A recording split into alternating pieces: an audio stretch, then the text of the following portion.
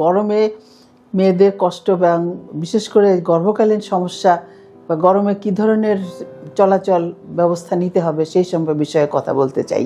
অতিরিক্ত গরমে কি হয়, পানি শূন্যতা ডেভেলপ করে, শরীরে পানি কমতি হয় এবং যথাযথ যদি পানি সে না পান করে এবং এই গর্ভকালীন মেয়েদের বিশেষ সমস্যা তৈরি হয়। প্রথমত প্রথম 3 মাসে তার বমি ভাব, বমির জন্য সে খেতে চায় না এবং সে তখন পানিটাও খায় না, এতে তার একটা সমস্যা হয়। এই পানি না খাওয়ার জন্য পানি শূন্যতা, গর্ভের ভিতরে যে থলিতে পানি জমে সেই পানিটাও কম হয়, যেখানে আমরা বলি অলিগোহাইড্রোমনিয়াস, অথবা যে পানি কম খাওয়ার জন্য যে কোষ্ঠকাঠিন্য, কনস্টিপেশন, এই রোগ আর ভালো করা যায় না। তাহলে দেখা যাচ্ছে যে পানি শূন্যতা একটা বিরাট সমস্যা। এছাড়াও গর্ভকালীন সময়ে এই গরমে আরও কিছু সমস্যা আপনার দেখা দিতে পারে। এই গরমের সাথে রিলেটেড যে বিষয়টা হলো যে খাবার দাবারের সমস্যা তৈরি হওয়া। খাবার দাবারের একটা বিশেষ সতর্কতা গরমে অবশ্যই নেওয়া উচিত। আমি সবাইকে বলবো যে এই গরমের সময়ে ভালো পানি খেতে হবে এবং পানিটা যেন অবশ্যই বিশুদ্ধ পানি হয় এবং ফুটানো পানি অথবা চাপাকলের যদি তুলে নেওয়া যায় পানিটার সাথে সাথে খাওয়া, সেটাও খাওয়া যেতে পারে। পানির বিষয়ে বিশেষ সতর্কতা অবলম্বন করতে হবে, তা নইলে এই পানি থেকে কিন্তু ডায়রিয়া হতে পারে। আর যদি গরমে ভাজা পোড়া সমস্যা, এগুলো খাওয়ার কারণে তার অ্যাসিডিটি বেড়ে যাবে, বদ হজম হবে, খাবার হজম হবে না এবং কোষ্ঠকাঠিন্য, এগুলো সব কিছু হতে পারে। তাহলে গরমের সময়ে যে বিষয়গুলো সতর্কতা অবলম্বন করা উচিত সেটা হলো পরিমিত পানি পান করা, যেমন রোজ 10 থেকে 12 গ্লাস পানি খেতে হবে এবং রাত্রের বেলায় বিশেষ করে 7টা-8টার পরে পানি একটু কমাই খেতে হবে, তাহলে রাতে আবার সমস্যা তৈরি হবে, রাতে ঘুমের ব্যাঘাত ঘটবে। আর খাবার দাবারের এই যথেষ্ট সতর্কতার ভিতরে আমি তো বলছি যে ভাজা পোড়া এবং মরিচ, ভর্তা, এই মেয়েরা বিশেষ করে ভর্তা পছন্দ করে, এই ভর্তা মরিচ এগুলোকে খাওয়া যাবে না। এবং ভর্তা মরিচের জন্য প্রতিদিনই রুগী আসে এবং পেট ব্যথা নিয়ে এবং রুগী হাসপাতালে ভর্তি হতে হয় অথবা ডায়রিয়া ডেভেলপ করে। ডায়রিয়া একটা বিশেষ ক্ষতিকর জিনিস গরমে। একবার যদি ডায়রিয়া হলে কি হবে, এতে বাচ্চার পানি ভেঙে যেতে পারে, যেটা আমরা বলি পানি ভেঙে যাওয়া, বা অস্বাভাবিকভাবে প্রিম্যাচিওর ডেলিভারিও হতে পারে। সেজন্য ডায়রিয়া এবং পেট ব্যথা এগুলো হতে পারে।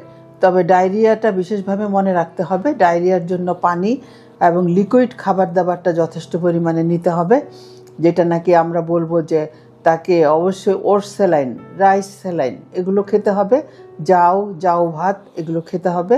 জাউয়ের সাথে কাঁচা কলা দিয়ে একসাথে জাউ রান্না করে খাওয়া যেতে পারে, তাতে তার ডায়রিয়াটা কমে যাবে। এবং ডায়রিয়াটা সাথে প্রথমতই ওটস স্যালাইন, রাইস স্যালাইন।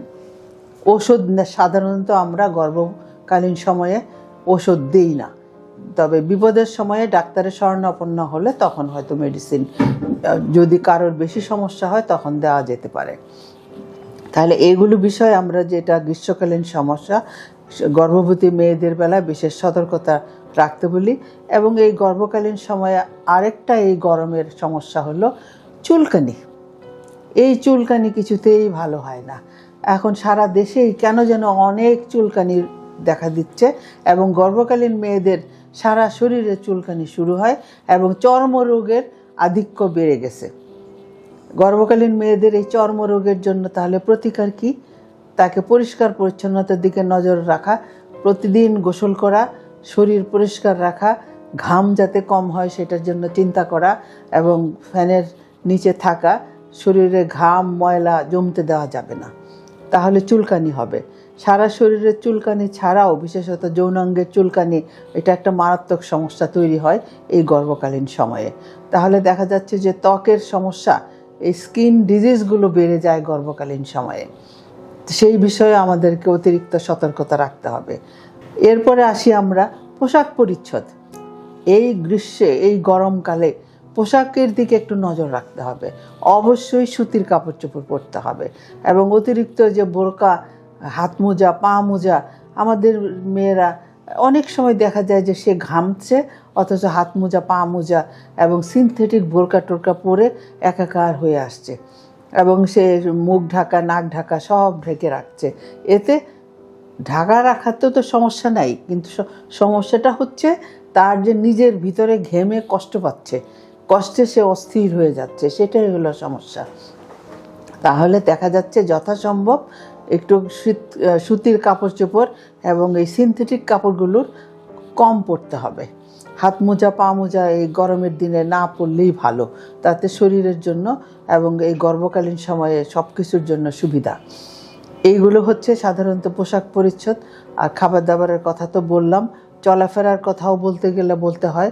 এই গর্ভকালীন সময়ে এই গরমে যখন অতিরিক্ত গরম থাকবে তখন চলাফেরা না করাই ভালো। অতিরিক্ত গরমে অতিরিক্ত রৌদ্রে গর্ভকালীন মেয়েদের বের না হওয়া ভালো। বিশেষ করে সকাল 10টার পর থেকে বিকাল 4টা পর্যন্ত তাকে ছায়াতে এবং একটু ঠান্ডাতেই থাকা উচিত, এটা আমি মনে করি। এই নিয়মগুলো ব্যবস্থাটা মেনে নিতে পারলে সে এই গরমের ভিতরে সে ভালো থাকবে আশা করি। আপনাদের স্বাস্থ্য বিষয়ে সচেতন করার জন্যই আমাদের এই আয়োজন। তাই প্রতিনিয়ত স্বাস্থ্য বিষয়ে বিভিন্ন টিপস পেতে আমাদের চ্যানেলটি সাবস্ক্রাইব করুন এবং বেশি বেশি লাইক ও শেয়ারের মাধ্যমে সবাইকে আমাদের সঙ্গে সংযুক্ত হবার সুযোগ করে দিন।